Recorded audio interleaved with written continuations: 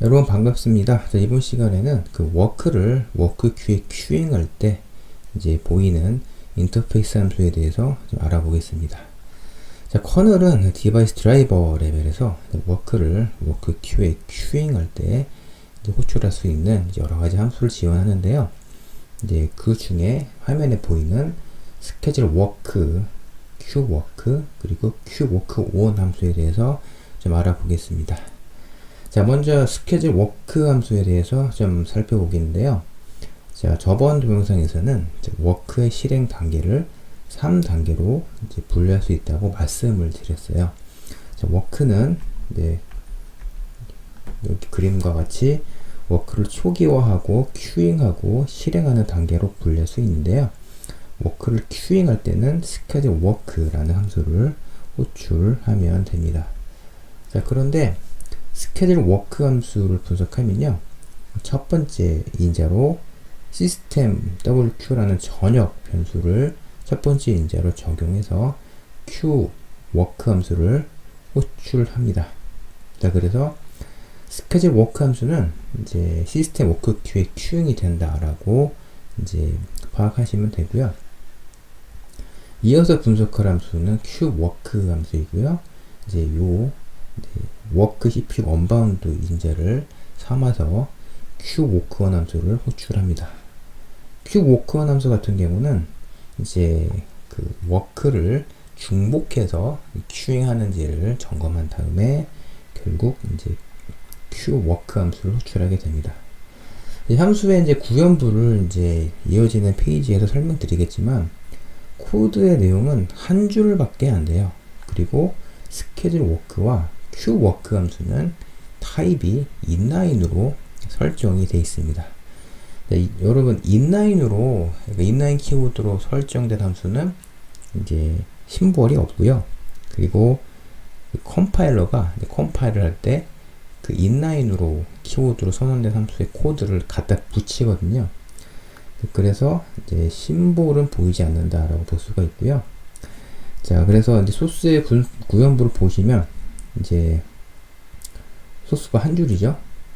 이제 스케줄 워크라는 함수를 호출하면 Q 워크라는 함수를 호출하는데 첫 번째 인자로 시스템 이제 언더바 WQ라는 전역 변수를 첫 번째 인자로 이제 Q 워크 함수를 호출하게 됩니다.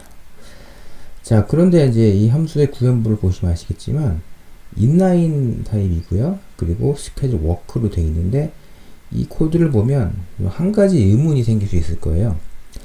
괜히 스케줄 워크 말고 직접 Q 워크 함수를 디바이스 드라이버 레벨에서 호출하면 되지 않을까? 왜 이런 함수를 리눅스 커널에서 지원하는지 모르겠다라는 생각이 들 수가 있는데요. 그렇게 하셔도 됩니다. 예를 들어서 이제 다음 페이지에 설명드리겠지만 이렇게 전역 변수로요.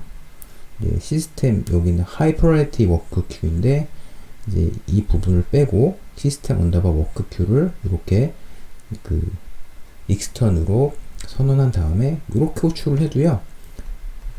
스케줄 워크 함수를 호출한 것과 같은 이제 효과를 볼 수 있어요.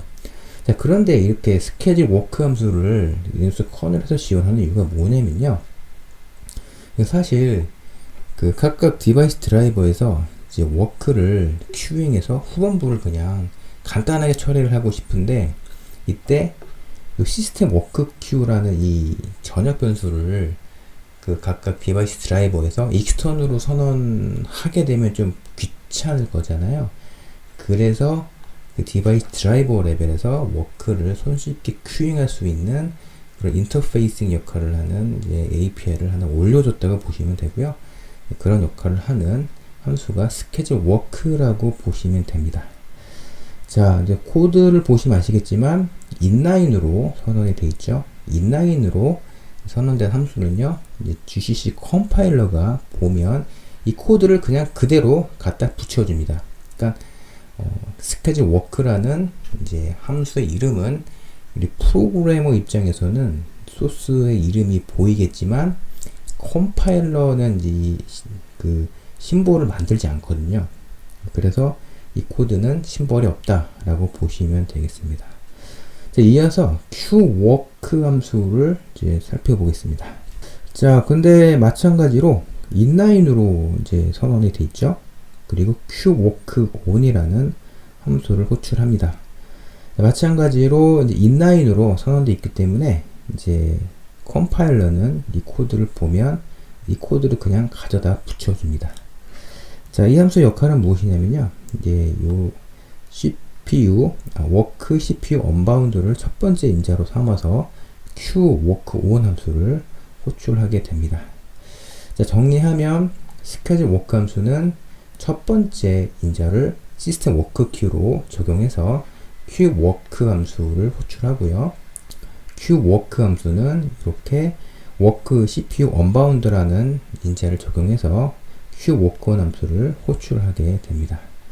근데 여러분 이 코드를 보시면 아시겠지만 이 부분이 그 소스 코드의 위치거든요. 근데 이 책은 리눅스 커널의 4.19 기준으로 소스 코드의 내용을 설명을 했는데요. 그러니까 지금은 이제 최신 그 스테이블 버전의 리눅스 커널 버전이 5.4 버전이에요. 그래서 앞으로 강의 동영상에서는 4.19와 5.4 그 버전의 그 링크를 이제 보여드리고, 만약에 이 책에서 설명드리는 소스 코드가 5.4 버전에서 바뀌었을 때는 그 내용도 같이 소개하도록 하겠습니다. 자, 이어서 말씀드리고 싶은 게 뭐냐면요. 여러분들이 그 소스 코드를 분석하실 때 보통 C 포맷으로 된 이제 소스 파일을 열어보시잖아요. 근데 가끔은 바이너리 유틸리티로 소스 코드를 열어보시면 우리가 눈으로 봤을 때보다 다른 그 형태의 심볼을 볼 수가 있는데요. 자, 그 TTY 행업이라는 이제 함수의 코드인데요. 이제 아랫부분이 이제 C로 C로 구현된 코드인데, 보시면 아시겠지만 schedule work라는 함수를 호출하고요. 인자로 이제 work를 표현하는 work struct 구조체의 주소를 전달을 하죠. 자, 그런데 그 C 포맷으로 본 함수를 보시면 TTY 행업 함수에서 schedule work 함수가 보여요. 그런데 바이너리 유틸리티를 활용해서 TTY 행업이라는 함수를 ARM 어셈블리 코드로 보시면, 자, 코드와 같이 qworkon을 브랜치하는 명령어가 보입니다. 자, 어셈블리 코드를 잠깐 보면요. 이제 ARM 아키텍처에서는 함수에 전달되는 인자를 레지스터 0와 레지스터 3, 레지스터 0, 레지스터 3 사이에 전달해서 보내거든요. 그래서 이제 이제 R0에 4를 더하잖아요. 이 내용으로 봐서 이제 qworkon에 전달되는 이 인자가 4라는 거를 이제 추정할 수가 있죠. 그리고 이제 레지스터 3에 있는 어떤 데이터를 레지스터 1에다가 이제 저장하는 동작인데, 이 코드를 보시면 이게 두 번째 인자가 WQ잖아요. 그래서 레지스터 1은 시스템 워크 q, 그 시스템 언더바 WQ 전역 변수의 주소를 담고 있다라고 보시면 되겠습니다. 자, 그래서 여러분들 그 어셈블리 코드를 보시면 너무 겁내지 마시고요. 가끔 보면 C 코드보다 더 많은 직관적인 정보를 어셈블리 코드에서 확인할 수가 있어요. 저 같은 경우는 그 C 코드를 볼 때 항상 어셈블리 코드와 같이 해보거든요. 그러면 이제 더 많은 이제 직관적인 정보를 알 수가 있습니다. 다른 리눅스 커널 코드를 분석할 때도 가끔 이런 그 바이너리 유틸리티로 ARM 어셈블리 코드를 같이 분석하도록 하겠습니다. 이어지는 내용은요. 이거 책에 없는 내용인데요. 여러분 가끔 보면 시스템 워크 큐 말고 시스템 하이 프라이어리티 워크 큐, 그러니까 그 좀 우선순위를 높여서 워크를 실행하고 싶을 때는 이 워크 큐의 큐잉을 좀 하면 되거든요. 자, 근데 그 워크를 이제 처리하는 그 워커 스레드의 경우 나름대로 우선순위가 있거든요. 그런데 시스템 워크 큐보다 시스템 하이 프라이어리티 워크 큐는 우선순위가 좀 높아요. 그래서 좀 그 큐잉되는 워크가 조금 더 우선순위가 높여져서 좀 실행됐으면 좋다라는 생각이 들 때는 이 방식으로 워크를 큐잉하면 됩니다. 이렇게 이제 믹스턴으로 시스템 하이프라이티 워크 큐의 전역 분수를 이렇게 선언하시고요. 그 다음에 큐 워크를 함수를 호출하면 이제 시스템 하이퍼라이티 워크 큐의 워크를 큐잉을 할 수가 있습니다. 그래서 이 패치는요, 그 실전 프로젝트에 가끔 활용하시면 좋을 것 같아서 좀 소개를 하고 있습니다. 자, 이어서 워크를 큐잉하는 인터페이스 함수에 대해서 좀 자세히 분석을 좀 하겠습니다. 큐 워크원 함수인데요. 이 함수의 내용은 굉장히 간단합니다. 이제 요약해서 포인트를 말씀드리면, 자, 그 워크를 이제 표현하는 구조체가 이 워크 스트럭이잖아요. 워크 스트럭에 데이터라는 필드가 있는데, 이 필드에 그 워크를 큐잉하면 요 이제 매크로를 저장하는데, 이미 그 워크를 표현하는 그 워크 언더바 스트럭 구조체에 요 데이터 필드가 요 값을 담고 있는지를 체크하는 거예요.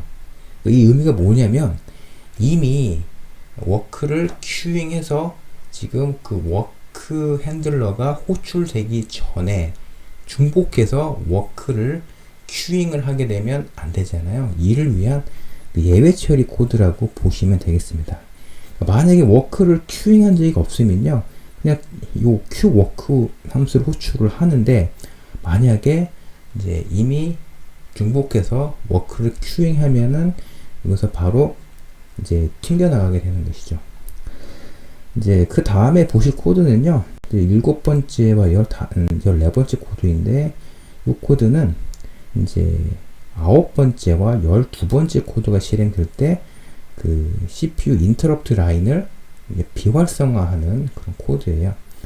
그러니까 이런 코드를 보시면, 이 코드가 실행될 때 해당 CPU 라인의 인터럽트를 비활성화해서 레이스 컨디션을 방지하는 목적의 코드다라고 해석하시면 되겠습니다. 이번 시간에는 워크를 큐잉하는 인터페이스 함수에 대해서 분석했습니다.